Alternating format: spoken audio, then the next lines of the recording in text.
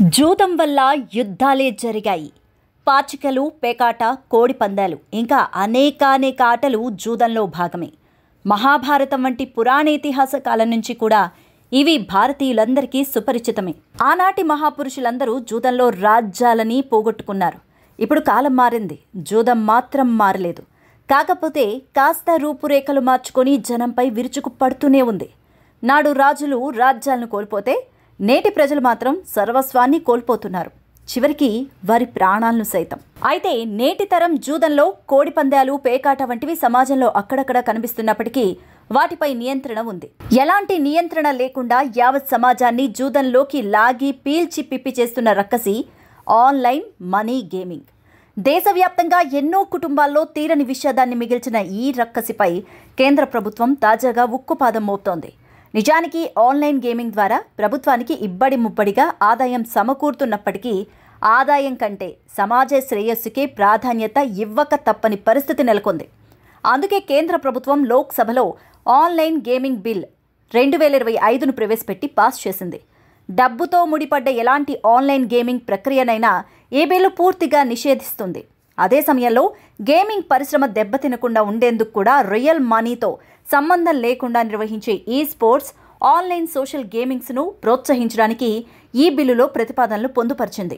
మొత్తంగా online real money gaming సమాజానికి పెద్ద సమస్యగా మారిందని కేంద్ర ప్రభుత్వం కూడా అంగీకరించిన పరిస్థితి. ఆన్లైన్ మనీ గేమింగ్ అప్లికేషన్స్, వెబ్సైట్స్ను నిషేధించడం ద్వారా కేంద్ర ప్రభుత్వానికి వచ్చే ఆదాయంలో నష్టం వాటిల్లుతున్నప్పటికీ ప్రజల సంక్షేమానికే ప్రాధాన్యత ఇవ్వాలని నిర్ణయించుకుంది. డబ్బుతో ముడిపడిన ఆన్లైన్ గేమింగ్ కార్యకలాపాలు సమాజానికి తీవ్ర సమస్యగా మారాయి. పార్టీలకు అతీతంగా ప్రతి ఎంపీ దీని దుష్ప్రభావాలపై ఆందోళన వ్యక్తం చేస్తున్నారు కూడా. గేమింగ్ రంగంలో 1/3 వంతు ఆదాయం వీటి వల్లే సమకూరుతున్నప్పటికీ ఆదాయం, సమాజ సంక్షేమం మధ్య ప్రభుత్వం సమాజ సంక్షేమాన్ని ఎంచుకుంది. ఇక డబ్బు ఆధారిత గేమింగ్లో పాల్గొనే సంస్థలపైన చర్యలు తీసుకునే అధికారాన్ని రాష్ట్ర ప్రభుత్వాలకు కూడా అప్పగిస్తూ బిల్లును రూపొందించింది. బిల్లు నిబంధనలు ఉల్లంఘించి డబ్బు ఆధారిత గేమింగ్ సేవలను అందించే వారికి 3 ఏళ్ల పాటు జైలు శిక్ష, లేదంటే 1 కోటి రూపాయల వరకు జరిమానా లేదా 2 విధించవచ్చు కొన్ని సందర్భాల్లో. అలాగే నిబంధనలకు విరుద్ధంగా ప్రకటనలు చేసేవారికి 2 ఏళ్ల వరకు జైలు శిక్ష లేదా 50 లక్షల రూపాయల వరకు జరిమానా, లేదంటే కొన్ని సందర్భాల్లో ఈ 2 కూడా విధించే అవకాశం ఉంది. అంటే గేమింగ్ యాప్స్ వల్ల ప్రకటనలో పాల్గొనే సినీ ప్రముఖులు, ఇతర సెలబ్రిటీస్ సైతం కొత్త చట్టం ప్రకారం శిక్షార్హులే అంటూ బిల్లు స్పష్టం చేస్తోంది.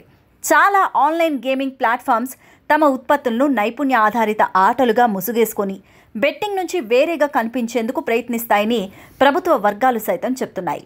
ఇక ఆన్లైన్ గేమింగ్ వ్యాపార సంస్థలు, వాటిని ప్రమోట్ చేసే సెలబ్రిటీస్ సంగతి సరే, మరి ఈ ఆటల్లో మునిగి తేలి తమ భవిష్యత్తును పాడు చేసుకునే యువత సంగతి ఏంటి అనే ప్రశ్న కూడా ఇక్కడ తలెత్తొచ్చు. ఈ బిల్లు ఆటగాళ్లను బాధితులుగానే పరిగణిస్తోంది. వ్యభిచారం వంటి నేరాల్లో కొంతమంది మాత్రమే నేరం పరిధిలోకి వస్తారు. ఇదే మాదిరిగా ఆన్లైన్ గేమింగ్ ఆటగాళ్లను సైతం బాధితులుగా బిల్లు పరిగణిస్తుంది. వారికి ఎలాంటి శిక్ష అయితే ఉండదు. ఆన్లైన్ మనీ గేమింగ్ ప్లాట్ఫామ్స్ వారితో లావాదేవీలు జరిపేవారు, సేవలను సమకూర్చేవారు, ఆ ప్లాట్ఫామ్స్ను ప్రోత్సహిస్తూ ప్రకటనలు ఇచ్చేవారిపై మాత్రం చట్టపరమైన కఠిన చర్యలు ఉంటాయి. ఇక కేంద్ర ప్రభుత్వం మాత్రం ఆర్థిక లావాదేవీలతో సంబంధం లేకుండా సాగే ఈ స్పోర్ట్స్, ఆన్లైన్ సామాజిక ఆటలను ప్రోత్సహించడానికి బడ్జెట్ కొత్త పథకాలతో పాటు ఒక ప్రాధికార సంస్థను ఏర్పాటు చేయబోతున్నట్టు బిల్లు ద్వారా తెలుస్తోంది. అయితే ఈ రంగం దెబ్బతినకుండా చూడటంతో పాటు ప్రోత్సహించే చర్యలు కూడా చేపట్టింది. మొత్తంగా ఎలాంటి చర్చ లేకుండానే ప్రతిపక్షాల ఆందోళన నడుమ ఈ బిల్లు లోక్సభలో పాస్ అయింది. రాజ్యసభలోనూ పాస్ అయితే ఆ తర్వాత రాష్ట్రపతి ఆమోద ముద్రతో చట్టరూపం సంతరించుకుంటుంది.